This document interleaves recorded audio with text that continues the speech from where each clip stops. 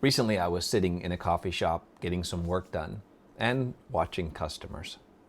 I saw an older gentleman approach the counter, and it was obvious this wasn't really the kind of place he was used to coming that often. The girl behind the counter greeted him with a smile and said, "Hi, what can I get started for you today?"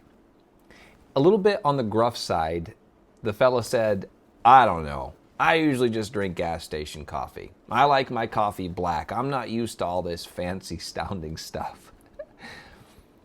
The young lady behind the counter didn't even miss a beat. She said, "I know exactly what you mean. My grandfather loved good, strong black coffee. He used to say that if it wasn't strong enough to float a horseshoe in, it wasn't worth drinking." The gentleman responded, "Ha, sounds like my kind of guy." She said, "I think you're right. I loved the smell of my grandfather's coffee, but can I let you in on a little secret?" And she leaned forward and said, "He really loved our dark roast. I think about him every time I pour a customer a cup."